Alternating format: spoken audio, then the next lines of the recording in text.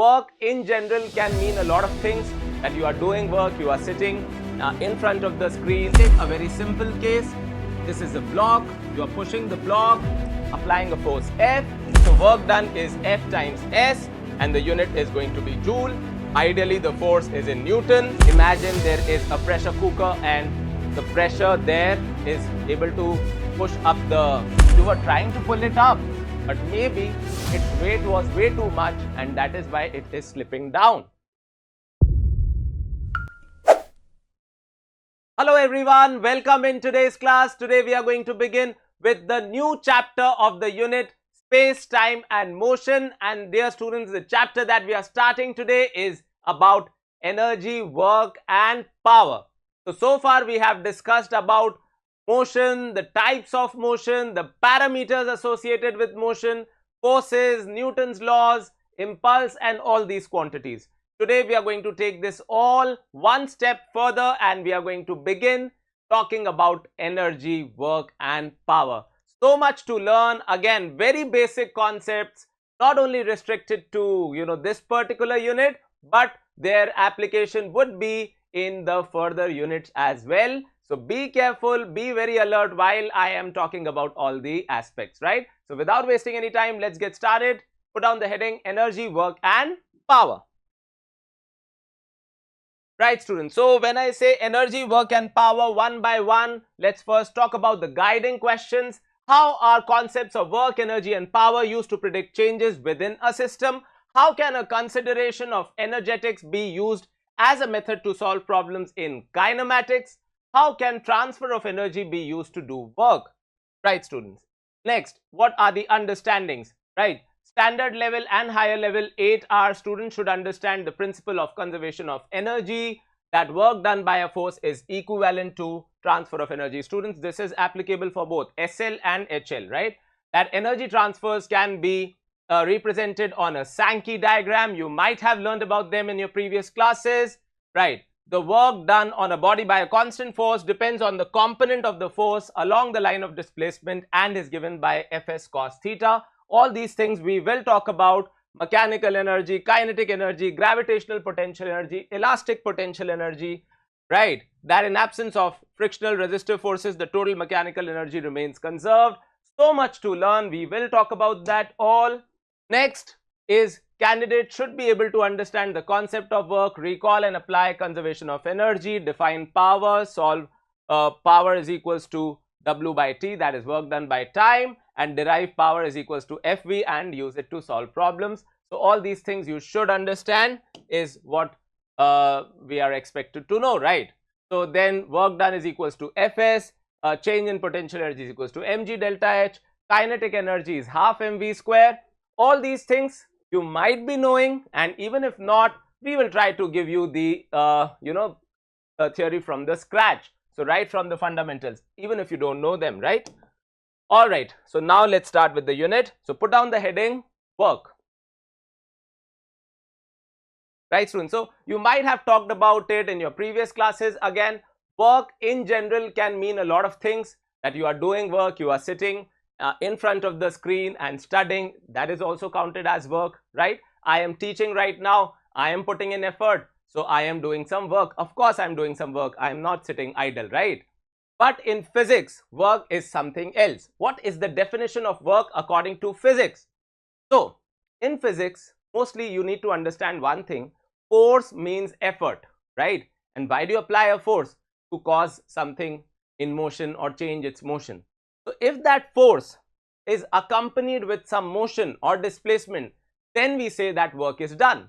Imagine you pushing on a wall, or let's say this board, but this board is not moving. So I would say the effort is there, the force is there, but the work is not done because it does not result in a displacement. So in physics, students understand, whenever force is accompanied with displacement, that is called work, right? So in physics, work is done only when an object moves under the influence of a force. Keep that in mind. Work done by a constant force on an object is the product of force and the distance moved by the force in the direction of force. There is no doubt about it. Now let's talk about that. So take a very simple case. This is a block. You are pushing the block, applying a force F, and let's say that block displaces by an amount S, right? And this is its new position. So work done is nothing but force times the displacement. More force, more work. More displacement, again more work. That is why work is force times displacement. What about the unit, students? So of course, this is Newton and this is meter if we talk about the standard international unit, and this combined is called Joule, right? So we dedicate this unit to the scientist Joule. So that is why this is also called Joule, but that is Newton times meter. One more thing, students. If I have to talk about work even more, even for your more understanding, so one thing I always tell my students, work is nothing but a transaction of energy. Work is nothing but a transaction of energy. So it is like your bank statement, you have some balance, maybe your friend has some balance, and you transfer some amount to your friend. What are the consequences? You lose some balance, your balance decreases by some amount, your friend's balance increases by some amount.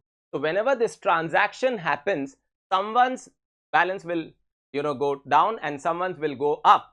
So that is what work is all about. Whenever work is done, you will transfer energy, students. Keep that in mind. This is the unconventional but even more relevant definition of work. Whenever you are doing work, you are transferring energy. For example, if I throw this pen, what is happening? I have to do work. I will lose some energy. My food's chemical energy will be lost, and this pen will gain some kinetic energy.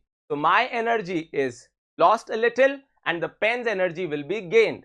So then I will say that work is done. And that is why when I was pushing this board and this board was not moving, so what was happening? I was unable to transfer my energy to the board, and that is why there was no work done. So work is done means there is some transfer of energy. Keep that in mind. Right, students? So now if you've copied this down, let's move forward. So work done is F times S and the unit is going to be Joule. Ideally, the force is in Newton and the displacement is in meter. Right, students? What about now? What if the force is not in the direction of displacement? Now you might wonder, wherever we will apply force, the displacement will also happen in that direction. How can force and displacement be in different directions? Students, it's not necessary that your force is the only force acting on the block. There might be multiple forces, as you have learnt in the previous chapter, where we were talking about free body diagrams showing multiple forces acting on a body. That's the case here. For example, if this is a box and you're pushing the box like this at an angle theta, right? Now what is happening? While you're doing that, you are putting in an effort to move the block forward, but it won't compress, it won't go into the floor, so it is restricted to move in this direction. Now students, can we resolve? Of course we can. Our effect of force as this F cos theta, and the other force will be F sin theta. So F cos theta is the force that is eventually causing this displacement or effectively being used up in this displacement, while this F sin theta has nothing to do with this displacement, right? It's not helping in this displacement. So this time the work done won't be F into S, but it would rather be F cos theta into S. That is the component of force in the direction of displacement. Imagine if this would have been moved in this direction, then this force would have been responsible for the work, right? So can we define it like this? It is the product, students, it is the product of displacement, of course, yes, displacement and force in the direction of displacement. Force in the direction of displacement. That is what work is. This is even more refined definition of work, that what if the force is acting at an angle, then we take the component of force along the displacement. Right, students? So now if you've copied this down, let's move forward and let's talk about what if the force is not very conventional and we have learnt about thermal physics, pressure of a gas. Imagine there is a pressure cooker and the pressure there is able to push up the container's lid. So what is the work done then? So of course then the work is defined not in terms of force, we will rather define it in terms of pressure. How, students? Let's say this is a gas, we are heating it up, we are applying a pressure and we are moving this lid upwards. Let's say it moves up by a distance delta x, right, students? So we will write the work done, of course, is force times the displacement, and pressure can only apply a pushing force, as you may know. Now, students, force is going to be pressure times area. And why do I say so? Because I hope you know that pressure is force per unit area. So force is going to be pressure times area. Now what is this if we write it like this? A into delta x. So if the cross section area of this was A into delta x will tell you the change in volume, will tell you the change in volume, and then work done will be P times delta V. So if we have to define work for gases, we rather not do that in terms of force, but we will do that in terms of pressure, and that is equals to P times delta V, right, students? So now three things we have done. If the story is simple and the force and displacement are in the same direction, work done is Fs. If they are at an angle, then the work done is Fs cos theta, and you would be surprised to know because of that possibility, work done can also be negative. So now let's talk about that.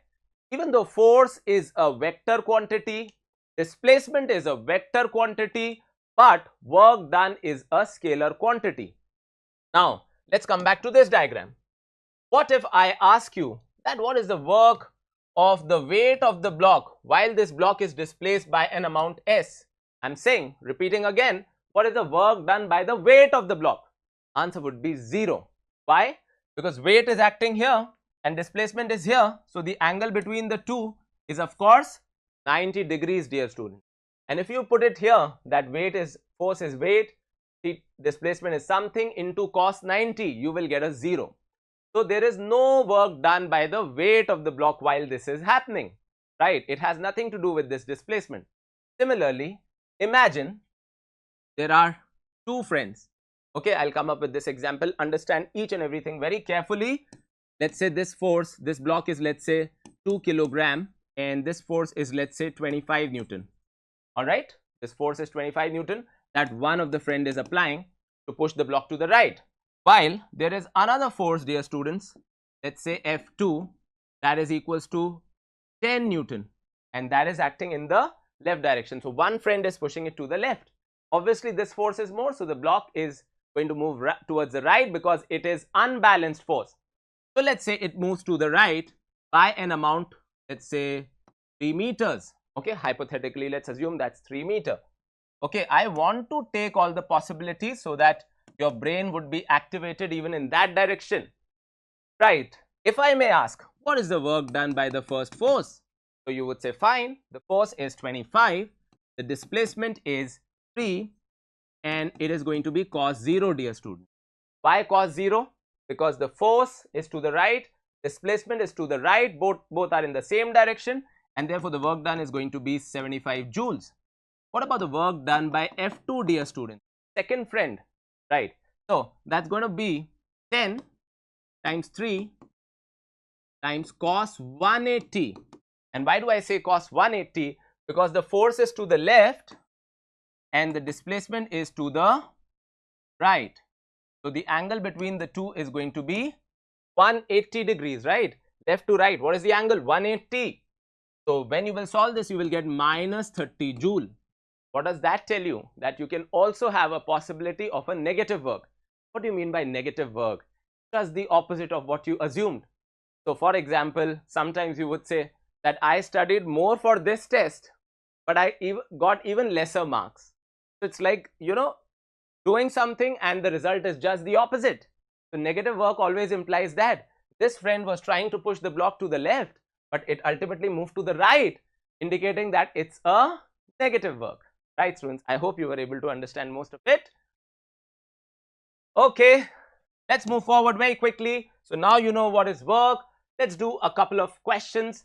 A cart rolls down a ramp that makes an angle of 25 degrees, as you may see, with a horizontal force of magnitude 6 Newton is being applied on the cart. The cart moves a distance 0.75 meter down the ramp. Calculate the work done by the horizontal force. So of course you were trying to pull it up, but maybe its weight was way too much and that is why it is slipping down, right? So what is the angle between the force and the displacement? It is 25 degree, dear students. So what is this angle then? It has to be 155 degree. 155. Can you imagine why? Of course, yes, because it is the linear pair. So it has to be 155. So work done by the force, it is not going to be positive because you were trying to pull it up, but ultimately it's slipping down. So how much is the force, dear students? It is 6. And how much is the displacement, dear students? So it is 0.75. And what is the angle? So it is cos 155 degrees, right? I have my calculator handy. Let's do this. 6 times 0.75 times cos 155. And that is giving me approximately minus 4.1 joule if I round it off to 2 significant digits. So negative work, wasn't that something that we were expecting? Of course, yes. All right, dear students, let's move forward. A car moves at a constant speed of 50 kilometers per hour on a horizontal road. The work done by the driving force of the car in 1 minute is 190 kilojoules. Kilojoules, I hope you understand, that's 10 raised to the power 3 joule.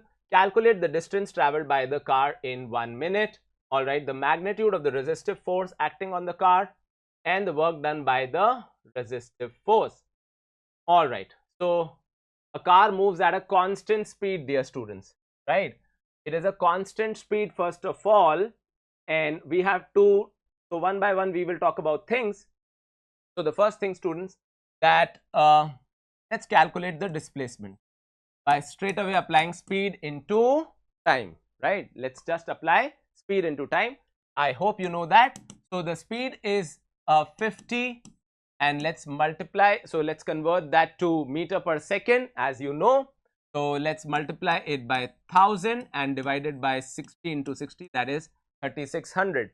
So I have converted the speed from kilometer per hour to meter per second, and the time is like 1 minute.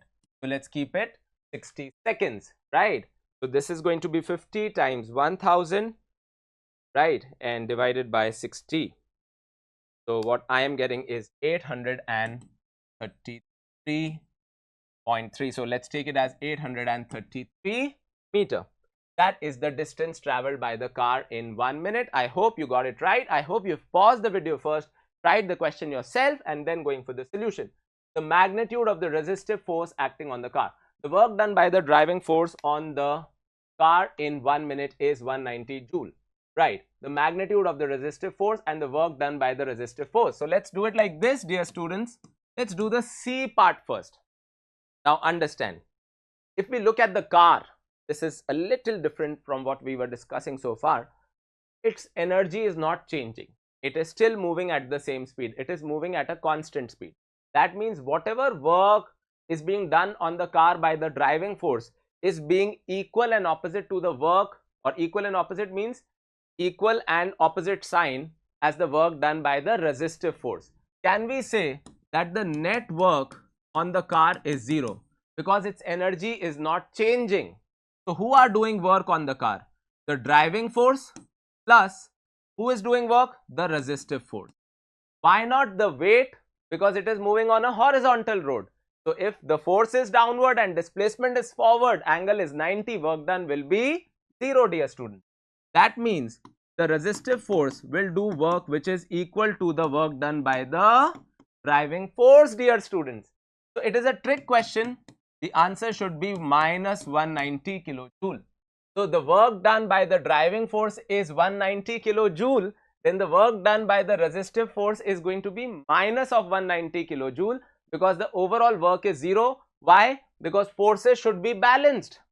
If something is moving with a constant velocity, can't we say that you know, whatever force is moving it forward is equal to the opposite force because it is balanced force. That is why the velocity is not changing. So but the direction is opposite. The driving force is forward, the opposing force is backward. So angle is 180. That is why the work done by resistive force is minus 190. I hope you were able to understand what I was trying to convey. Now dear students, the magnitude of the resistive force. So now it's easy. Work done is equals to force into displacement. Let's apply it for the driving force. So work done is 190, right students, into 10 raised to the power 3 because I have converted kilojoule to joule. And we don't know what the force is, but we do know that the displacement is 833. So 190 times 1000 and divided by 833, and what I am getting is that the force is equals to, so I can round it off to, I can approximately write it as 228 Newton, right? That is the driving force and that is also the resistive force. The only difference is that they both are acting in the opposite direction. So if you have tried this, there are a lot of things that you can learn from this question. Right, dear students, let's move forward very quickly then, and let's talk about a very genuine problem that you're going to have. So just now we assumed that the force was constant, but that you know, mostly does not happen in real life. Imagine if I ask you to push a box right across the road. Would you be able to maintain your same force?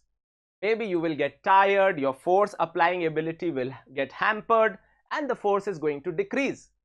If the force is going to decrease, then you cannot say that work done is force times displacement because there won't be a single value of force. Your force will continuously changing, isn't it? So let's talk about the first case again, where you have a possibility of a constant force. The graph would look like this: force versus displacement. Area under the curve should give you the work done. Why, students? Because force is constant and straight away you can write length times breadth is going to be the area. So area is going to be work done, but life is not that simple always, and you might have a random variation of force. If that is the case, how do you calculate the work? Then you need to split the whole area into small strips. So imagine if I ask you to move the box through a distance of 100 meters and you cannot maintain the same force throughout those 100 meters. So you will have to break it down in small journey of 1 centimeter, and every time your force changes, you calculate the work for that 1 centimeter. Let's say you started off with 1000 Newton hypothetically, or let's say 100 Newton, and then as you're moving, your force is changing, decreasing. So every 1 centimeter you see what is your force, you multiply that, and then you keep doing that and you add all the works. So you break the whole journey of 100 meters into small part where you can assume that your force was constant for that small period. So that is what is being shown, that if your force is varying, so let's cut the graph into small strips, and if this is S, this small part, let's call it as delta S, right students, and calculate the work of this. So it's going to be F times delta S, and then keep adding them up. Ultimately what you're going to get is the area under the curve. So students, very important, area under the curve of force versus distance or displacement graph will always give you the work done, right? So consider what happens when the force moves the body by a very small distance delta S. Because delta S is so small, we may assume that the force does not vary during this distance. As I told you, the work done is then F delta S, and F delta S is also the area of the shaded rectangle. For the total work, we have to add the area of many rectangles. The sum is basically the area under the curve. Very important. Right students, very quickly then, let's do a question. A force varies with distance according to the graph in figure. What is the work done in moving a distance of 4.0 meter? Right students, so all you have to do, you give it a try, area, that is the work. So work done is going to be area under the curve, and for that what we are going to do is, let's just do it. Force is in Newton and we start off with 2 and we end up at 12, and the displacement during this is like 5. So what is the, but we have to only calculate it for 4, so that is like this area, dear students. right? So that is going to be the area of the trapezium, half into sum of parallel sides, that's 2 plus 10 into the distance between them, that is 4, dear students. So this is going to be 2 times of 12 and that is going to be 24 joules. Right, students, very quickly then, the graph shows the how a force exerted on an object in a direction of its motion varies with distance traveled by the object. Calculate the work done by the force when the object has moved a distance of 10 meter. The distance moved by the object when the work done by the force is 0. Right, students? So I hope you are able to see what is happening here. Let me draw the line again for you if you want to. So let me change the color here, and it is like this line, dear. Right. It is this line, and we are talking about first the work done by the force after it has moved through a distance of 10 meter. Right. So let's give it a try. You give it a try. We have to talk about the distance moved is 10 meter. So we will have to extend this graph, dear students. Extending this graph and think about it, that what is going to be work done. So I hope you have given a try. Now let's calculate the work. So dear students, if we go by the similar triangle concepts, so if like this is 3 to 10, that is 7. So this is 3. If this is 6, right? So this is twice of this. So can we say if this is 7, then this has to be 14. So I hope you were able to understand this much. And now let's calculate the work done. So to calculate the work done, dear students, we'll do it in 2 parts. First part is when the graph is above the x-axis, that is when the positive work is being done, and when it is below the x-axis, that is where the negative work is being done. So the first part is the area of the triangle, that is going to be half times height times base, right? That's the first part. And the second part, dear students, is going to be negative work. Why? Because the force is opposite to the displacement, right? So that's going to be half times the height, that is going to be 14, right, students? And the base, and base is going to be 7, dear students, right? So let's do this calculation very quickly. 14 times 7, and from that we have to subtract 18 and then divided by 2. So I am getting minus 40 joule, right? So this is the work done. Why minus, dear students? Because the negative area is more than the positive area.